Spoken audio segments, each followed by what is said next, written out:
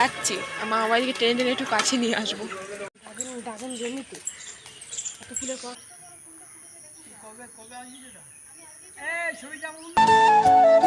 Hello everyone, good morning. কেমন আছো তোমরা সবাই? Welcome to my another blog. তো আজকে কিন্তু আমি যাচ্ছি আমার মামা বাড়ি। আর মামা বাড়ি যেতে কার না ভালো লাগে, তাই না? আজকে তোমাদের সাথে শেয়ার করবো আমার মামা বাড়ির ব্লগ। তো এই যে গাইস, আমরা কিন্তু রেডি হয়ে গেছি। তো এবার বাসের উদ্দেশ্যে রওনা দেওয়া যাক। তো গাইস, আমরা কিন্তু তিনজনে টুকটুক করে হাঁটতে হাঁটতে চললাম রথতলা। না না, রথ দেখতে নয়, বাস ধরতে। আর আমরা কিন্তু উঠেছিলাম সকাল 6টায় পরমা বাস ধরার জন্য। সকালবেলাটা কি ভালোই লাগছে, দেখো চারদিকটা। তখন কিন্তু সবে সবে এই সূর্য উঠছে, সূর্যের আলোটা লাগছে গায়ে, কি সুন্দর লাগছে। তো গাইস, এটা হচ্ছে আমার ফাইনাল আউটফিট। কেমন লাগছে আমাকে জানিও। তো এই জামাটা কিন্তু নিয়েছিলাম আমি আমার জন্মদিনের দিন। আমাদের এখান থেকে কিন্তু রথতলা যেতে বেশিক্ষণ লাগে না, প্রায় 5 থেকে 10 মিনিটের মতো। আর মামা বাড়ি কিন্তু আমরা তিনজনে অনেকটা দিন পর গেলাম। না না, আমি মাঝে গেছিলাম, বাট মা আর বোন কিন্তু অনেক দিন পর গেল।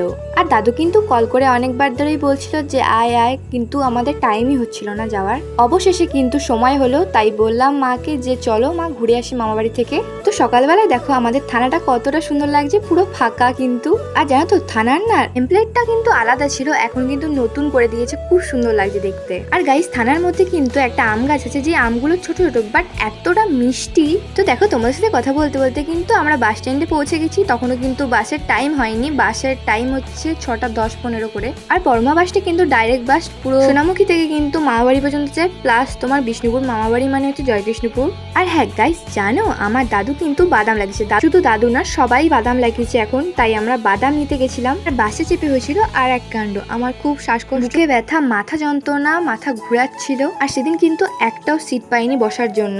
আমি আর থাকতে না পেরে কিন্তু বাসে ওঠার সিঁড়িতে বসে বসে আমি মামাবাড়ি পর্যন্ত এসেছি। তারপরে ওখান থেকে কিন্তু হেঁটে হেঁটে আবার মামাবাড়ি গেছি। মামাবাড়ি থেকে কিন্তু বাস স্ট্যান্ড 10 থেকে 20 মিনিট। আর আমার মামাবাড়িতে কিন্তু হিমসাগর, ল্যাংড়া আম গাছ আছে, এমনকি অনেক ধরনের গাছ আছে, যেমন বাতাবি লেবু, আরো অনেক ধরনের। আবার এমনকি মাঠে লাউ গাছ, তারপরে বাদাম গাছ। আবার গিয়ে দেখি সবাই কিন্তু আমসত্ত্ব আচার করে রেখেছে। তো আমরা গেছিলাম কিন্তু একবেলার জন্য। তারপরে গিয়ে কিন্তু মামার একটা টি শার্ট পরে নিলাম। তারপরে মাসি করেছিল দুধ চা দিয়ে একটা বিস্কুট খেয়ে নিলাম। তারপরে কিন্তু এক টানা ঘুম দিয়েছিলাম পুরো 1 ঘন্টা।